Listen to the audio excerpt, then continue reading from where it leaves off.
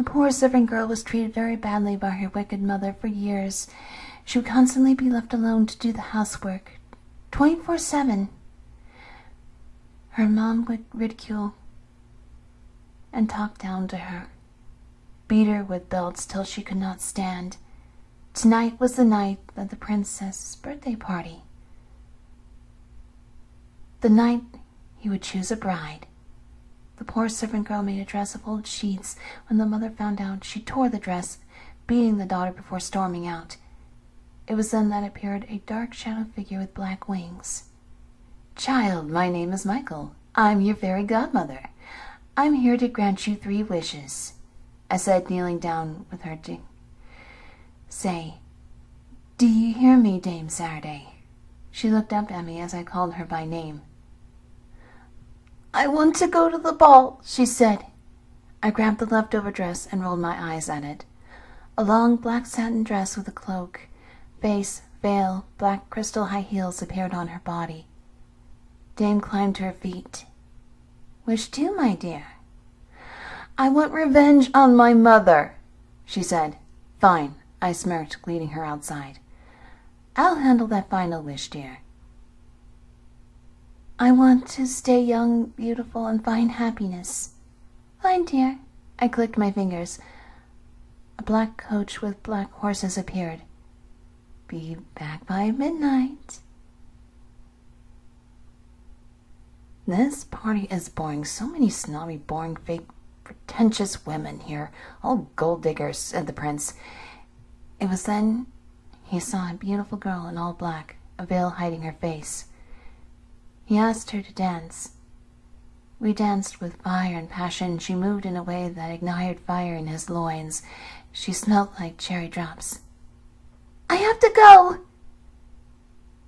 As she turned and ran, stumbling and dropping her shoe, the girl made it home just in time. Several hours passed when a knock came at the door.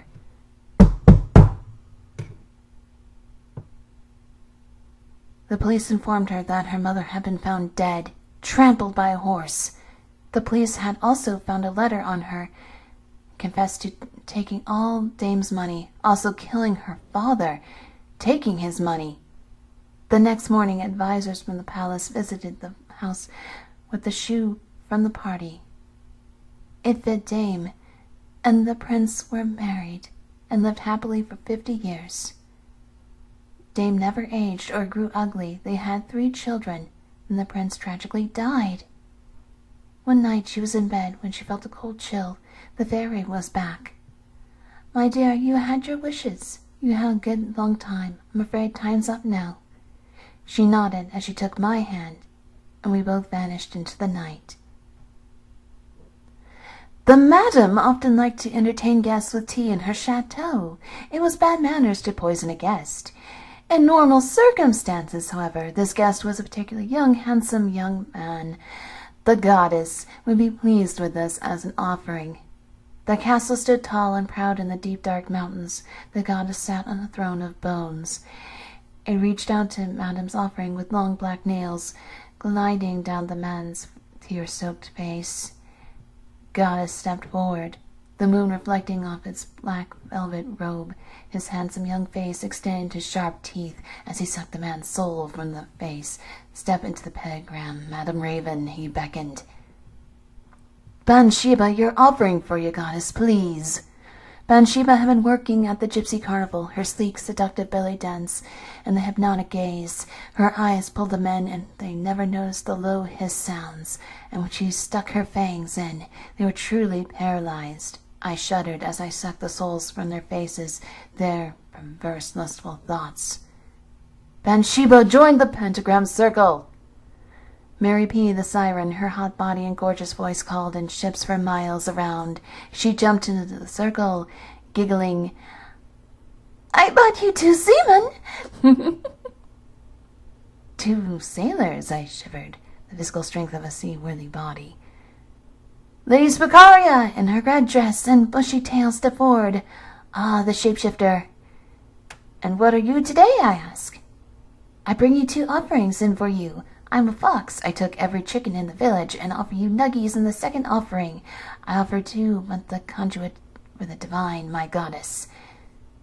Excellent. Come into the middle, my dear.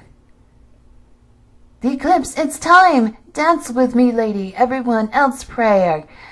Mother Santa Moreta, on this night of 2,000 years, at the hour of the blackened sun, accept our offering, Santa Moreta. Come! A fog enveloped the room. Lady Spicaria's eyes rolled in the back of her head. A demonic giggling voice bellowed out. Children of death, I am pleased with your sacrifices and offerings. Tell me of what you seek. Holy Mother of Death, Night, Mystery, and Shadow, we ask of thee to cleanse this world, and spare only those of us who evoke thee, to rule as the new gods of the earth, all but thee who agree to be the carrier, and shall carry me.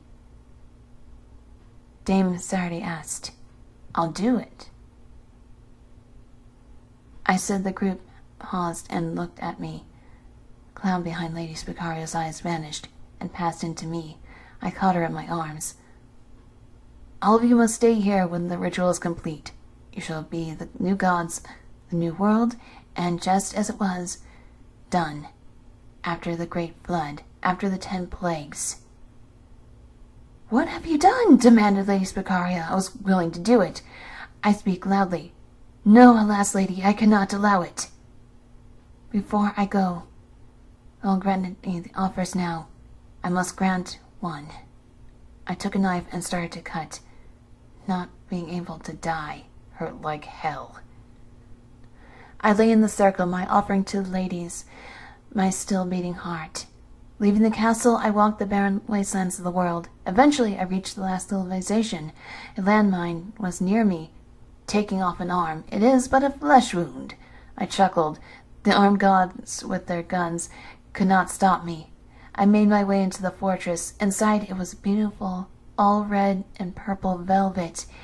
I saw all the world leaders there. There was Donald Trump III, Hillary Clinton's son, Barack Obama's 5th daughter. It was only when they looked upon me that the screams began. Red mist exited from my body as I dropped to the floor. Fresh souls screamed Dame Saturday. Lady Spicaria sat on the castle floor, holding my still beating heart, when an ear-piercing scream shook the castle. The heart then stopped in Lady's hands.